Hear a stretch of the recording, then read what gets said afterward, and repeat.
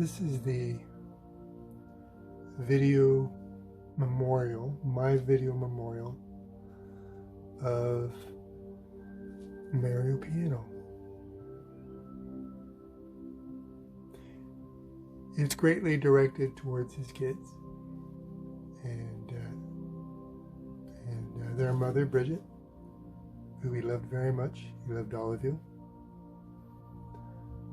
It's pretty much all he spoke of when we did speak.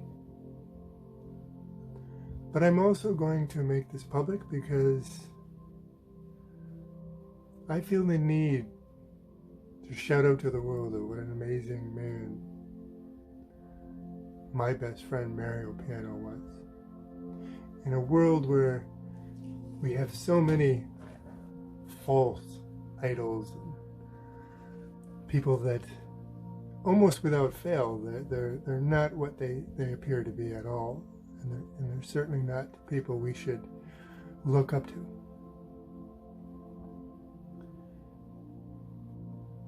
And then, as is life, there's so many people that no one ever hears about.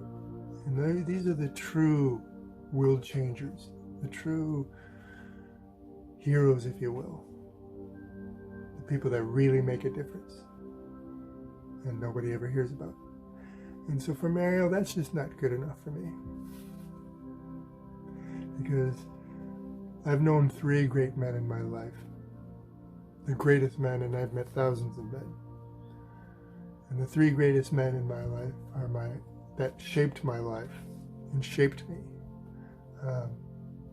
in too many ways to mention. And that would be my father, my Uncle Al, my best friend Mario Piano.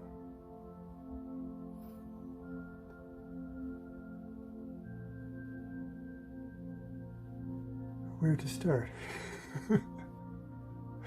I guess I should start of how we met. Because it was a miracle.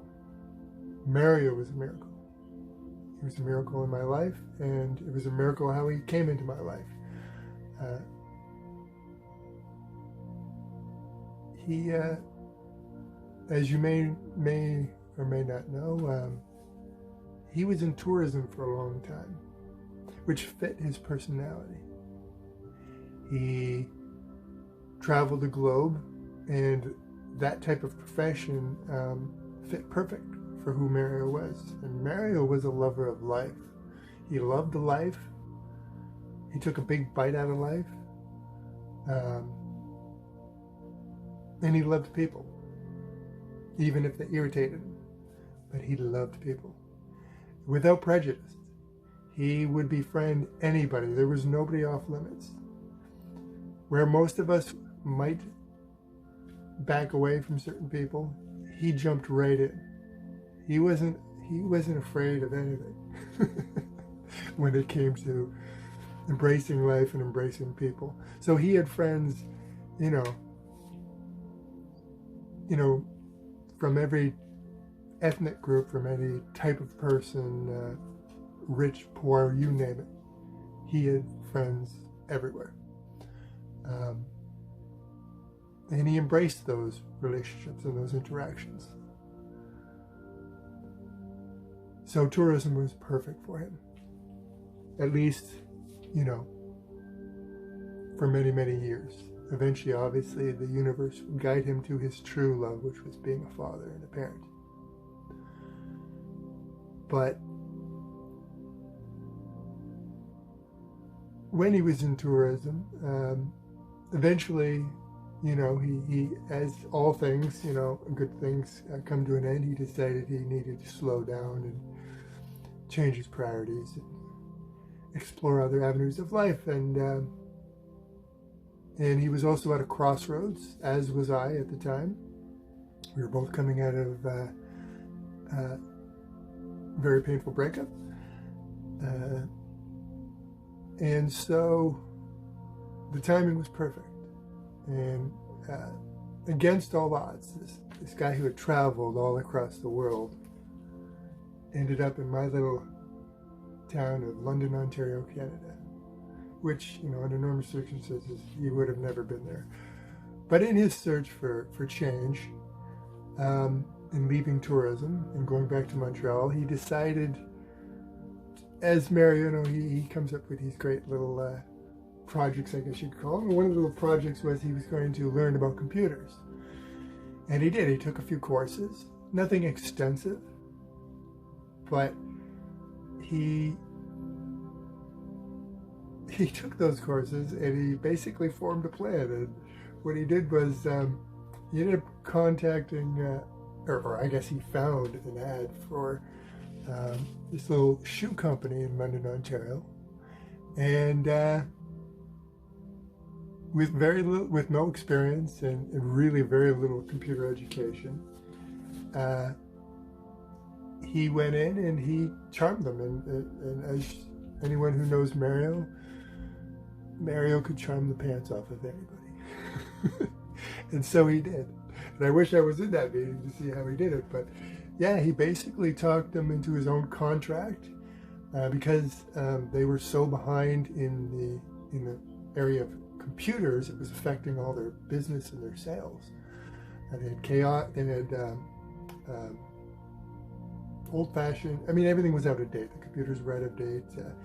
Their manuals were out of date. The computer room itself, I was allowed to take a tour once with him, and it was shambles. And so basically, he's going to get them, into the modern world, get everything, their manuals up to date, get all the computers up to date, and the software, and in the end, save them a lot of money, which he did. But his conditions were, it would have to be 24/7 because he'd have to be on call for any of the stores across Canada. If they had problems, that they could call him, because he was the only computer guy. They didn't have a computer guy. Well, they did, but I guess he left. So he was there for the entire company. He was their only computer guy. So being available 24/7, that one of his things was, I'm not going to be chained to a desk, which of course wasn't Mario. So they agreed to that. So they gave him a very generous salary that he requested, and gave him pretty much everything he wanted. And that's what brought him to London, Ontario. And not much going on in London, Ontario. He, of course, in his downtime, wanted to go meet people. And being Latin of heart, as was I, he found his way to really the only Latin club at the time, called the Malibu. And bam, we met. And it was an instant connection. And he was in London for a year, and we were inseparable. We were a couple. People referred to us as a couple. And we really helped each other. Again, we were coming out of bad relationships, and or I shouldn't say bad relationships. We were coming out of painful breakups and life changes, and at the kind of precipice of now what. And so we really helped each other heal that way. And Mario, he opened me up to a whole new world of embracing life that I had never experienced before. I grew up very shy, and I ended up marrying a Latin lady. And being around the Latins for many years, that helped me break out of my shell. And but when I met him, it went to a whole new level, because he taught me how to see the magic and embrace the magic in life, and to be brave enough to do that, not shy away from things. And so he took me on adventures, most of the time against my will. And those who knew Mario, his family, friends that may be watching this, I'm sure he took you on a few as well. Maybe not the extent that he's taken me, but I'm sure he has. With you kids, I'm sure he has. Taking you on little adventures that I'm sure you'll still cherish and will cherish as you grow up. And so one of the things he always was doing with me was pushing my boundaries. And that's what Mario did. When Mario met people, because many of us in life, in different forms, do have certain barriers, our own little invisible walls up. And Mario made it his mission when he met someone to really know them. And so to do that, he had to break through the walls. So he did it. He just, without mercy, he would just smash through whatever your wall was. And he was fantastic at doing that. Of course, he could be irritated as well when doing this, but it's because he was trying to show us the magic of life. He was trying to show us something that we maybe didn't want to see at first. That was one of the many gifts Mario brought to us, brought to life. And so, a lot of times with me, I wouldn't even know where we're going. He refused to tell me. So I will tell a few of these stories because it's mostly for the kids. I'm only going to tell a few that are appropriate for children because we'll leave the adult stories. But I still have a few great stories to tell. So back to our meeting. So as I said, it was an instant connection because we had so much in common in our core personalities, and very different in other ways. So he would take me on these adventures, and I remember and I'm so grateful, obviously, for everything. I could never pay back the many gifts Mario gave to me. Too many to count or just to mention, but the fact that he was my friend and all, and the fact that it almost didn't happen, because even at the beginning, because Mario was intense, as you know, Mario could be intense at moments, in his desire to meet you, to truly meet you, and to show you his lust for life, his passion for life, and to show you what's possible. So when we first met, we got along beautifully, but because again we were both, coming out of tough breakups, and we're in a process of healing. Shortly after we met, we were on the way to go on one of his adventures, and I guess I resisted a little, and he lost it. He really got pissed. In Mario's typical fashion, he's very passionate. He doesn't hold back. Respectful, but yeah, he started going on, and he was pretty much yelling at me, and I was pretty much, take me home, and he did. And once I got home, I was like, you know what? Forget this guy. That's what it's going to be like. But thankfully, that never happened, because boy, would I have missed out on so much if that had happened. But Mario being Mario, he's a very thoughtful guy, and he's always reflecting on who he is and how he is with other people. And so he's always, if he had these little blow-ups with people on occasion, then he would immediately self-reflect, and you could bet he'd be back with a very sincere, warm apology. And that was one of the many beautiful things about Mario. He didn't have a big ego at all. He should have, but he didn't. So yeah, we got past that, and after that, there's really never a harsh word between us, and we were best friends ever since.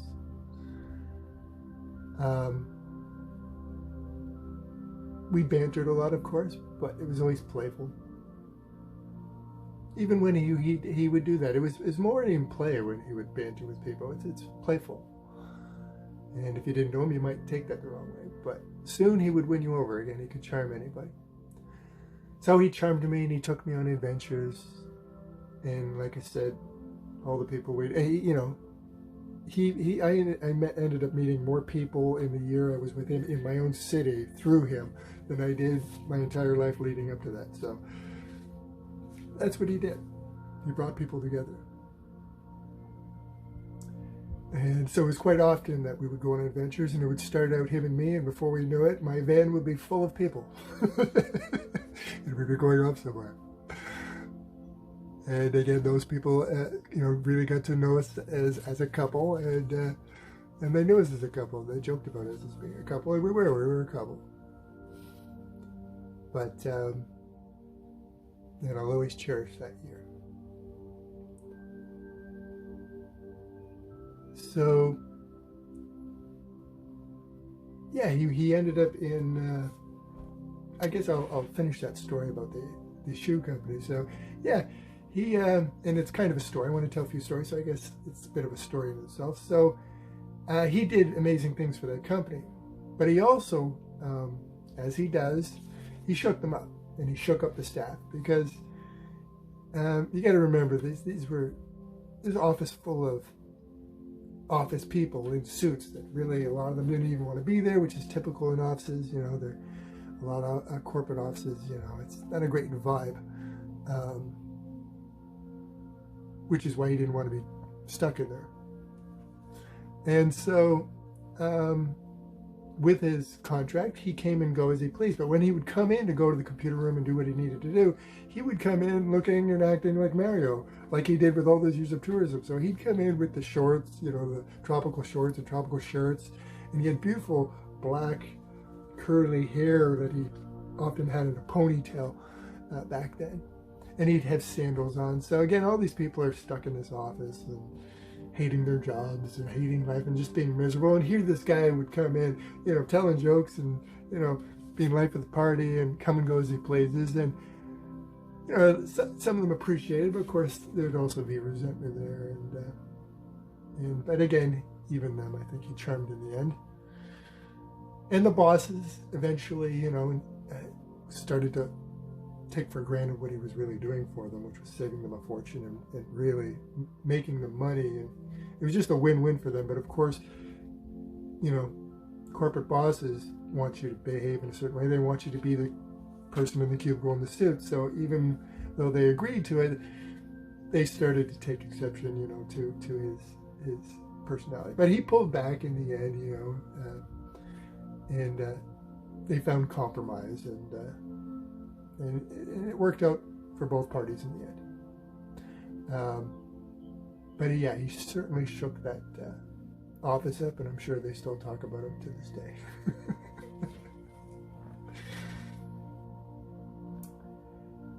Story time. I think I'm going to start with the canoeing story. Great story. So Mario traveled the world, did many things. Being a tour guide, he took people on,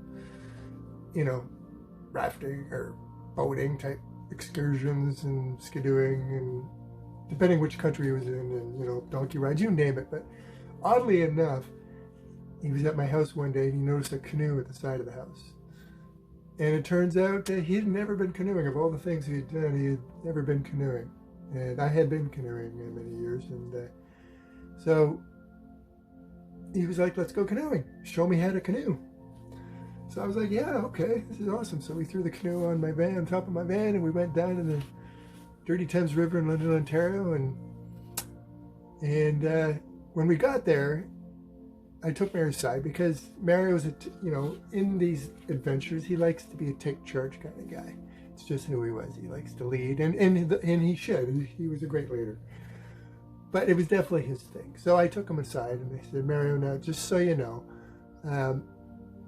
generally, in canoeing, there's different ways to do it, but the most common way is there's somebody who's steering in back. And because they're steering back, they're basically in charge.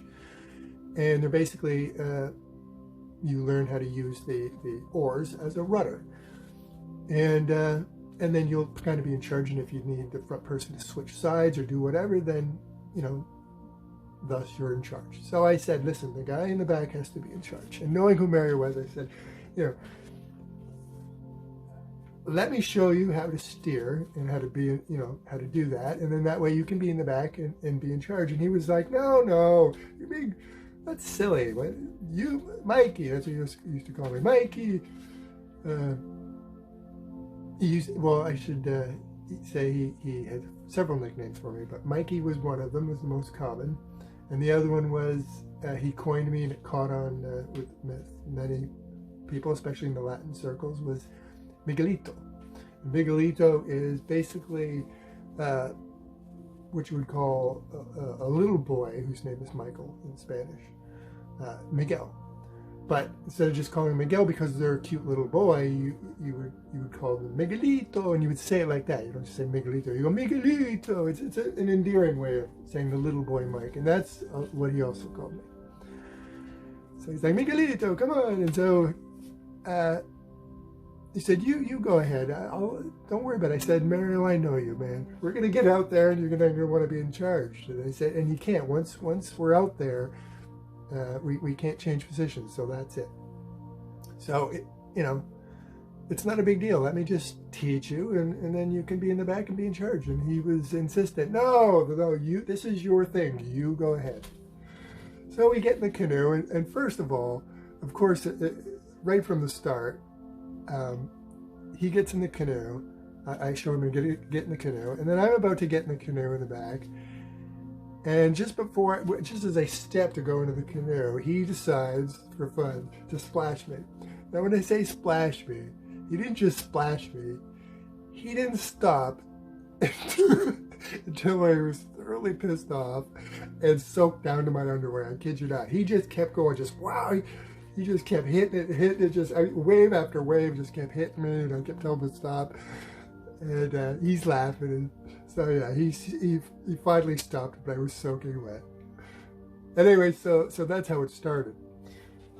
So I get into the canoe. We get into the canoe. We get about halfway, and I'm staring, and he's having a good time. And all of a sudden, he turns back to me and he goes, "Mikey, I want to steer." I'm like, "Man, come on, dude! I told you can't. Once we're in, we can't change positions in a canoe. We'll topple over." And he's like, no, sure we can. All of a sudden he swings around, and next thing you know, he grabs me by the shoulders and he pulls me down to the center of the canoe. And the canoe's already rocking at this point. And he pulls me down. So now I'm on all fours in the center of this canoe. Okay. And he starts crawling on top of me. So the next thing I know, and of course, again, it's rocking like crazy, and I'm complaining the whole time, and now my head is between his legs, so his bum's up here, and his head is back there over top of my bum. So we're like this in the canoe, and it's rocking back and forth, and I'm just sitting there, complaining, going, "Mario, what are you doing?" And just then, we hear, wonk, wonk, and we look over, and just by happenstance, there is a big yacht full of rich people driving by, and they're on the deck there. They got their little drinks and stuff, and they're waving and laughing. I guess they've been watching us the whole time, to the point where one of them said, "Honk the horns," just so we would know, because we had no idea they were watching the whole time as they were approaching us. So there we were, looking over, and they're just laughing away. And I think Mario waved. So, funny enough, we didn't topple over. He actually was able to go over and learned how to steer. And yeah, that was it. But yeah, that's classic Mario. Second story, and this definitely is about how he was with people and bursting barriers. One time we were at this festival. I believe it was in Montreal, actually, when I was visiting him the two times I visited. One of them, he took me to one of the summer art festivals there. Anyways, we're at the festival, and I had to go to the bathroom. And so they had this little building structure just for bathrooms. So I said, "Wait here, I'm going to go in." And he waited by, there was this security golf cart. You've probably seen them. It's really a golf cart, but it's a security on the side. And it was sitting there with nobody in it. The security guys had walked off somewhere. So Mario was standing by the cart. I said, you just wait here, and I went into the bathroom. So, classic Mario, I come out of the bathroom. Just as I come out, I see the two security guards, and I see they're starting to head their way back to the cart. And they don't look happy. And then I look over at the cart, and there's Mario, and he's sitting. He's not only sitting in the cart, but he's sitting in the driver's seat with a big smile on his face. So as I'm walking up, I'm watching this whole thing unfold, and it was a good 4 minutes at least that this went on. And they were playing the typical security pretend cop, facade. So they're sir, that kind of stuff. So they're already getting stiff, and they're trying to be very intimidating. So they were big guys, and Mario's not budging. Mario could, like I said, he was unstoppable. So he's sitting there smiling, and he starts going on this big comedic rant, just intent on breaking these walls that they have up of superiority. So yeah, they just kept that. They weren't budging for a long time. They were just like, sir, we need you to get out of the car. And he just kept going on this big comedy rant. He's going, fellas, guys, come on. I'm going to take you on the ride of your life. Listen, it's not going to cost you anything. You just hop in, and I'm going to take you on a tour, and we're going to get you some girls. We're going to get you have some fun. I'm going to show you some things you never thought you'd see. And he's just doing this whole, I don't remember what he was saying, but it was hilarious. I was in hysterics. I was still pulled back a bit watching from a distance, but I was stopped in my tracks just laughing in hysterics. Couldn't believe what I was watching unfold. And they weren't budging. They were just, sir, what you're doing is, and they just kept at it, but he wouldn't stop. And finally, at some point with his comedic rants, it happened. A little smile cracked in one of the guys. And as soon as it did, he went, ah! And he said, there you go. And then he kept going on and on. And the next thing you know, they're all smiling, and they're having a wonderful conversation to the point. Oh, and by the way, as soon as he smiled, he got out of the seat. So as soon as he cracked and went, ah, then he got out of the seat, and because the wall was broken, and they had a wonderful conversation, and one of them even got his email. So he made a friend. So there you go. So I'm sure, kids, you've witnessed certain things with him, and I'm sure this is bringing up memories of yourself, and same with you, Bridget. And his direct family, if you get a chance to watch this, I'm sure this rings so true. He was amazing like that. He was amazing. Like no man I've ever met. He loved life. And he wanted you to see it, even if it annoyed the crap out of you. But it was sincere. He had no ill will towards anybody. He wanted very little from life, except to just enjoy it and share it with anyone that was around. And he was open to just about anything. He didn't cherry pick his experiences, which is one of the many great lessons he taught me. Because when we cherry pick, then we're putting up walls, and we're saying, well, I want to do this, but I don't want to do that. And you miss out on a lot. And so he taught me that and taught us that. I think one last it's a small story, but again about breaking barriers. This is this story is one of the few times he couldn't break the barrier. I mean, sometimes people are going to be people, but that's also what made this funny. So one time,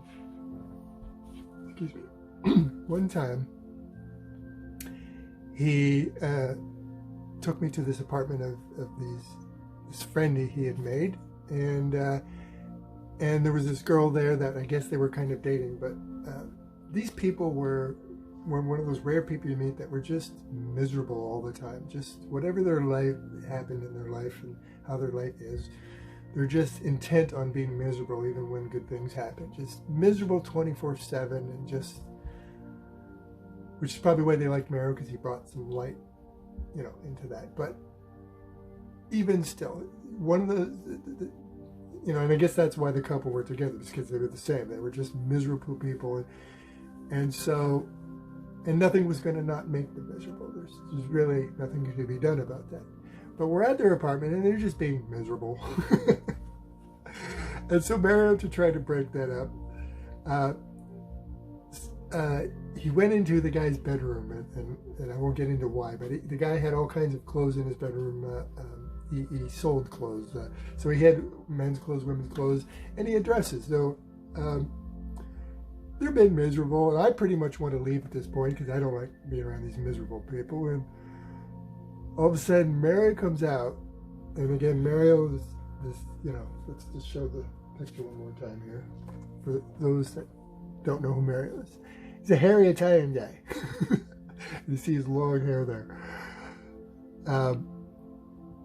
So short little hairy guy, typical Italian.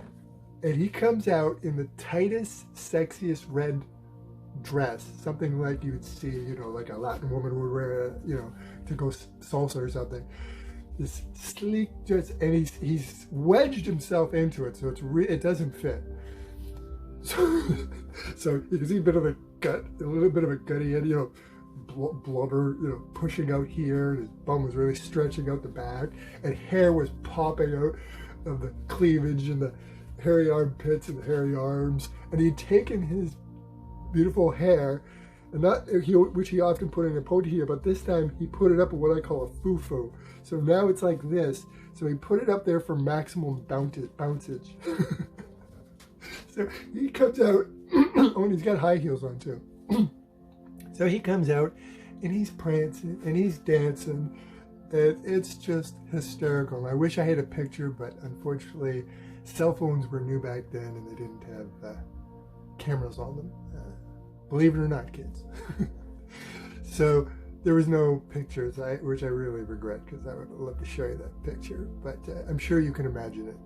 And so yeah, he's dancing and prancing in this dress, and he's doing this big comedy act trying to break this barrier of these miserable people, and they weren't budging, and they never did budge. It was one of the few times I saw that he could. I think it was the only time I saw him not be able to get through to somebody. But that's what also made it more hysterical, because of how relentless he was, and he just kept going, and how serious. I kept looking over them, and they just didn't get it. They didn't get the humor in any of it, no matter what he said or how he did it. And he was putting on such a show, and I thought I was going to have a heart attack at one point. I was just literally on the other side of the couch, just lying down on the couch, just holding my chest, crying with laughter. So in wrapping up, I encourage you kids to go back to those memories, those little adventures he took you on. Mario was such a hilarious guy. You wouldn't know it necessarily up front, but at a lot of times he was throwing jokes at you that went over your head. So you would think about them later and go, oh. And so that was not only the base of his humor, but his lessons. So a lot of times in these adventures he was teaching. And some lessons you would catch, and some were meant to be discovered later. So I encourage you kids to search back your memories, especially when you miss them. And you too, Bridget. Search back in those moments, and you'll find little lessons and little humors that you either missed or you had forgotten. And that was, again, one of the many miracles that Mario Piano brought to this world. He brought joy to thousands of people through all his thousands and thousands of people that he met. Probably hundreds of thousands, really. He was in tourism a long time. So that's what he brought to the world. And he changed my life forever, as he changed anybody's life that he got to know. And so today we celebrate Mario. And it is our loss. But his spirit will always be with us. And his lessons and his joy will always be with us. So I encourage you to embrace that and remember that. And I know if Mary was here, he'd want you to know that the greatest joys of his life ended up being a parent. He loved being a parent, and he loved you kids, and he loved Bridget. And he embraced that life, and he loved it. And so his love will always be with you. Take care.